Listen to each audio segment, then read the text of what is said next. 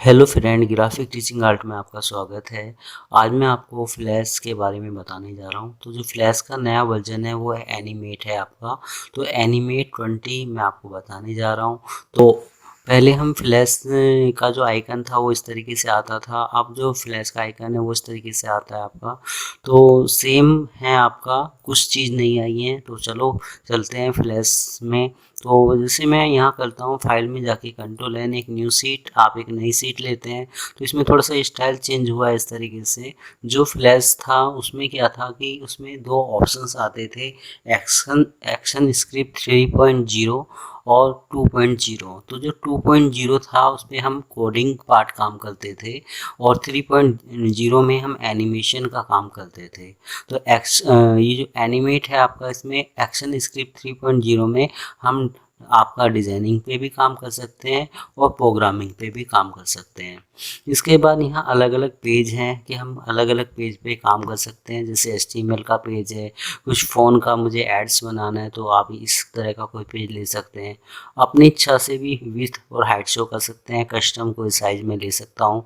तो ऊपर यहाँ अलग अलग साइज़ के स्टाइल दे रखे हैं पेज के कि मुझे किस पेज पे काम करना है। जैसे मैं गेम बनाना चाहता हूँ तो ये गेम के आगे कि लो मीडियम हाई किस क्वालिटी का मुझे गेम बनाना है, उस तरीके से मैं उस पेज को सिलेक्ट कर सकता हूँ, ले सकता हूँ।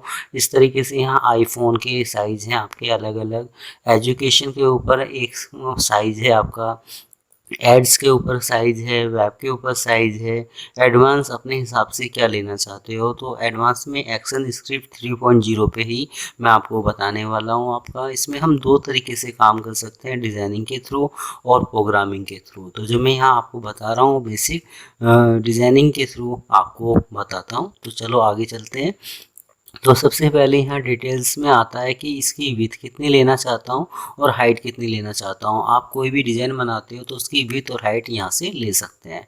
इसके बाद हमारा चलता है यहाँ, इसके बाद चलता है कि इंच में काम करना चाहते हो आप, पॉइंट में, सेंटीमीटर, मिलीमीटर, पिक्सल्स, किस में काम करना चाहते हैं। तो इसमें सबसे ज़्यादा पिक्सल्स पे काम होता है, क्योंकि हम जो भी काम करते हैं एनिमेशन करता हुआ दिखाई दे तो वो आप इंटरनेट पे ही देख सकते हैं। इसके बाद ये फ्रेम रेट है कि मुझे किस तरीके से स्लो मोशन में या बहुत तेज़ स्पीड में कोई अपने एनिमेशन को दिखाना है। तो आप यहाँ फ्रेम रेट कम ज़्यादा कर सकते हैं, जो मैं आपको अंदर से बताऊंगा। इसके बाद आप यहाँ सिलेक्ट करते हैं तो ये क्या करता है, एक नया पेज शो कर देता है इस तरीके से।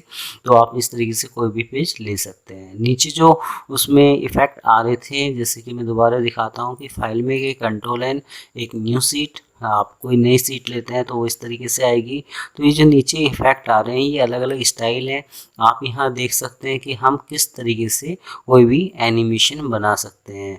तो जैसे ये कुछ उदाहरण दे रखे हैं, आप यहाँ डबल क्लिक करके वो ओपन भी कर सकते हैं, खोल भी सकते हैं। ये डिज़ाइन किस तरीके से बना है, जैसे ये इस तरीके से आ गया।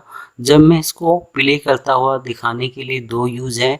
जैसे मैंने प्ले पे क्लिक किया तो ये स्टार्ट हो जाएगा इस तरीके से। अगर आप इस सॉफ्टवेयर की जगह एक ऐसी सीट पे देखना चाहते हैं कि ओनली मेरा ये जो डिज़ाइन है वही आए तो आप करते हैं कंट्रोल एंटर। कंट्रोल एंटर करेंगे तो ये एसएलआर फाइल है, इसमें ओनली आपका डिज़ाइन ही शो करेगा। जो हम बना रहे हैं, जो ओरिजिनल ऑब्जेक्ट है वो शो नहीं करेगा कि हम कितनी लेयर पे बना रहे हैं, क्या चीज़ है आपका। तो एसएलआर फाइल जो होती है उसमें हम एनिमेशन करते हुए दिखा सकते हैं। इसके बाद जब हम करते हैं एसएलआर फाइल से मुझे एफएलए में आना है तो आप करते हैं कंट्रोल डब्ल्यू।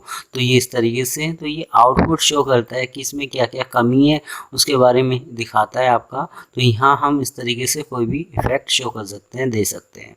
तो ये था हमारे कि जब आप कंट्रोल एन करते हैं, एक नई सीट लेते हैं, तो यहाँ कुछ बने बनाए इफेक्ट आते हैं कि हम किस तरीके से कोई भी एनिमेशन बना सकते हैं।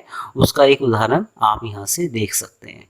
इसके बाद तो आज मेरी ये वीडियो आपको कैसी लगी आप मुझे ज़रूर बता सकते हैं। धन्यवाद।